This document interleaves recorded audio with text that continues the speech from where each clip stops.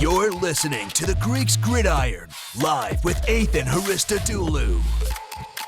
What's up, everyone, and welcome back to more of the Greeks Gridiron. I am Ethan Haristodoulou, and today we wrap up the Next Man Up series with just, 3 days away now from the kickoff of the 2022 NFL season. I'm excited. I'm sure you're excited. I'm excited to have reached the end of this because it kind of timed out roughly where I wanted it to end and wrap up as we get set for this new season to begin. So make sure you hit that like button, hit that subscribe button, comment down below who from the AFC South do you believe is the next man up for their respective teams.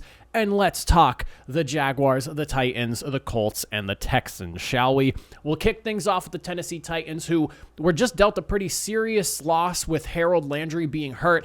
And this kind of altered, me a little bit, kind of swayed my choice, I guess you could say, into the direction of this player that I chose here, mainly because losing Harold Landry and the 12 sacks he accumulated last year is going to be a massive hill to climb for Tennessee. And the first person that came to mind as soon as that went down, I've kind of talked about him already previously throughout the offseason in various forms when talking about Tennessee. Edge rusher Bud Dupree is my next man up for the Tennessee Titans. He needs to be the next man up for the Tennessee Titans. He didn't play in as many games as they wanted him to last year, obviously being the big ticket free agent signing that he was. You're losing 12 sacks from Harold Landry and all the pressure that he brought. Bud Dupree was supposed to be that guy playing alongside him, opposite end of the D-line and going after the quarterback. Now, with Bud Dupree having missing 7 games, well, essentially 7 games last year, technically 6, but he only played a single snap in the 7th game there in Week 10. But he has to be that guy now.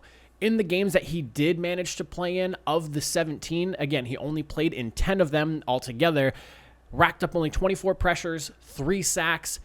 Considering the massive deal he signed to go to Tennessee and be that other premier pass rusher alongside Harold Landry, he now needs to become the premier pass rusher without Harold Landry there.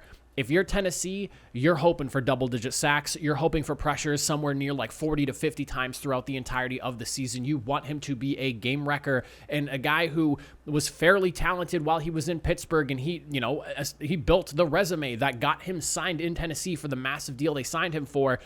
This is a big loss with Harold Landry, and again, Bud Dupree has to be the next man up. It's not really, who do I like most? It's Bud Dupree needs to step up and be that guy. And, you can argue he may or may not be the same guy he was in Pittsburgh. We really have yet to see because of how much time he missed last year. But the guy's uber talented. He was rocking and rolling when he was working on that defense in Pittsburgh. And I think coming into the season healthy, weight on his shoulders, I hope he delivers. I think he can. Now, when we swap things over and we look at the Jacksonville Jaguars, we're looking at a free agent signing from this offseason. Someone who caught a bunch of, not necessarily criticism his way, but caused a lot of criticism towards the Jaguars for his signing. And I'm talking about wide receiver Christian Kirk. He is my next man up for the Jacksonville Jaguars. His contract obviously resetting the wide receiver market, and a lot of teams, once his deal got done right away, everyone, it felt like from, every major media outlet, and I mean, myself included, I was a little bit awestruck in the deal that he managed to sign because, there are the knocks. He hasn't hit 1,000 yards in his career. He's never really been a number 1 wide receiver. Well, here is his opportunity to prove the doubters wrong. Now, for someone who hasn't netted over 1,000 yards in a season, he was pretty close last year. He ended the season at 984 yards. So, I mean, yeah, he hasn't hit 1,000, but he was like this close. And for him to have, been able to put up those numbers, considering, some of the talent that's around him, and they have a pretty strong running game and a running back in James Conner over there I almost said Carolina, in Arizona. There is a lot that can get taken away from the wide receivers over there. And again, Kyler Murray, he's a guy who can produce with his legs too. So opportunities are not quite as large. Well, now you're looking at a guy in Trevor Lawrence who is a more traditional type of pocket passer. Of course, he can move around. He is athletic, but he's a guy that's going to sit in the pocket, go through his progressions, and make his throws. Christian Kirk now has the opportunity right at his doorstep to take and grab, to be that number one guy, to be the 1,000 yard, 10 touchdown wide receiver that the Jacksonville Jaguars are hoping he can be and believe he can be. I think that this is going to be a prime opportunity for a guy, who's been in the league now coming on 4 years, who gets to really step up and show his worth and show he is, he's worth the contract that the Jacksonville Jaguars dished out to him during this free agency. 77 receptions, 984 yards, 5 touchdowns last season, and he's kind of progressed year in and year out as he's gone through his first few years in the NFL. Last season was his strongest so far. You now get a quarterback that's a little bit more traditional in terms of sitting in the pocket and making plays with his arm as opposed to with his legs. I think opportunities are going to open up. And again, he is arguably, at least as far as we know right now, the best wide receiver on Jacksonville's roster. He's going to have to fill that number one role, and I assume that his targets are going to go up. He was only targeted 101 times last year, managed those 77 receptions there, but I'm assuming he's probably going to see more than just the 100 targets. He's going to have more opportunities. I expect him to be the number one wide receiver, and whether he reaches the actual complete value, and that depends on who you're talking to in terms of, did he actually reach the monetary value of his contract? That's up to who you're talking to, but I think he at least makes a case for helping the Jaguars look a little bit better in terms of just them handing him that deal, as opposed to how everyone kind of looked at Jacksonville when he first was signed over there back in March in free agency. Now, for the Indianapolis Colts, one of the very few rookies who made my lists for every single of the 8 divisions here, I am staring right at safety Nick Cross. Now, the safety position, a lot of people were confused. The Colts brought in Rodney McLeod during free agency. Then they went and drafted Nick Cross.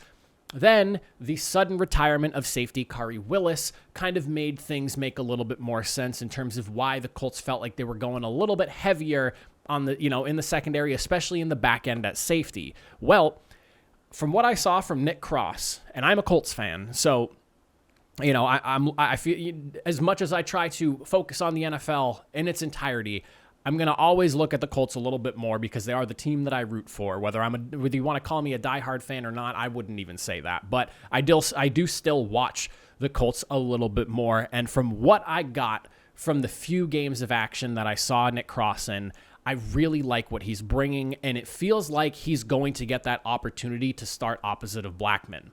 Now, he brings leadership.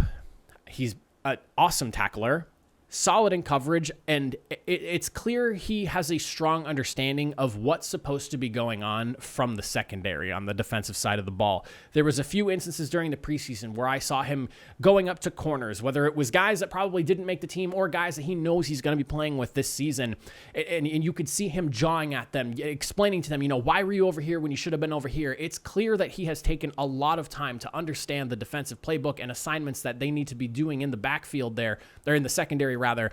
And I like that. To see a rookie jawing at guys who have probably been in the league a little bit longer than he has at minimum, to see him have that understanding and the willingness to be like, what were you doing, dude? You're supposed to be here. I'm supposed to be here doing this.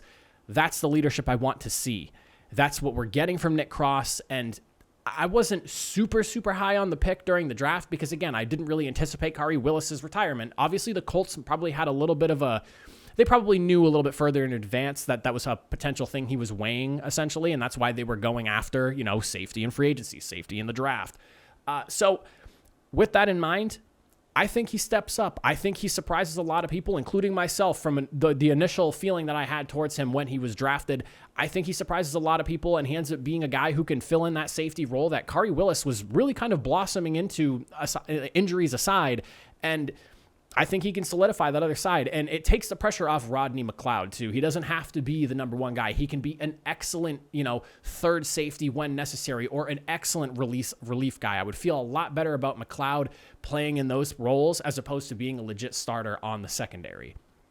Then, focusing on, last but certainly not least, the 32nd team that I have done this for, the Houston Texans. My next man up for Houston, a fairly obvious one, but one that I'm excited to be able to talk about today and actually pick him as a guy for this list, because Davis Mills, man, surprised a lot of people last year. myself included, but I don't think I was as surprised as some other people. Davis Mills was a guy that I pinned going into last year's draft as a guy that I would love to see Pittsburgh draft and be kind of like the next guy who takes over for Ben Roethlisberger when he ultimately retired at the end of this past season. Obviously, that didn't happen. He ended up being the Texans' first choice in the draft in round number 3, and I'm here for it. There are a few key games that you look at going up against, who do I have it listed here? The Chargers, the Patriots, and Tennessee. If you go back and you watch those games in their entirety, Davis Mills, especially against the Bill Belichick-led defense that he went up against, to see him look as good as he did, 3 touchdowns here, no interceptions, 2 touchdowns there, and near 300 yards, there was some serious flash going on with his ability, and I'm excited to see him take another step forward going into year number 2 with things having slowed down. And, I'm hoping that Houston tries to build around him. He obviously has Brandon Cooks, which is exciting for him, but I do need to see Houston bring in another weapon for him offensively. Maybe someone emerges. We'll have to see what happens, but ultimately, I'm excited for Davis Mills. I think he could be the guy potentially to take over that quarterback 1 spot after losing out on Watson and everything. For all the craziness that Houston has had going on within the last couple of years, to have Davis Mills come in and play as good as he did, and now he has a head coach in Lovie Smith, a very experienced coach, a coach who has been to the Super Bowl at that. I feel oddly good about the Houston Texans and their future going forward. And I remember when Lovie Smith got hired, and a lot of people were kind of questioning what that was all about. I mean, yeah, he's an older head coach, and he's been around a while, and maybe not quite what some people expected as like the next head coach to take over, but he's experienced. He brought Rex Grossman to the Super Bowl. If the Houston Texans defense can, learn from Lovie Smith and grow under Lovie Smith, and Mills can continue to blossom underneath a stable coaching staff, I'm not going to sit here and say the sky's the limit, because I don't know how high Davis Mills' upside is, and I didn't expect him to be starting his very first year in the NFL. I thought he was a project guy, a guy you sat for a year or 2 before you actually put him under. But he's got a brain under him. He's from Stanford, and I'm here for it. And I'm a Colts fan, but I'm here for it. I want to see Davis Mills succeed. I'm excited to see how he pans out in the second year. I really hope it's on the positive side and not the negative side. But based off what I saw in year 1 and how I felt about him prior, I kind of felt like I was reaffirmed in my feelings watching him play last season when things were going really well. Obviously, there were a few games that did not look great, but the Texans roster, not necessarily the best last year. And for him to have played as well as he did in some spots, again, against a really good Bill Belichick defense last year, I'm ready to see Davis Mills in year 2. But those are my next men up for the AFC South. I would love to hear what you guys think in the comment section down below. Again, I appreciate you all, as always, for watching. I will see you all next time. Have a good one.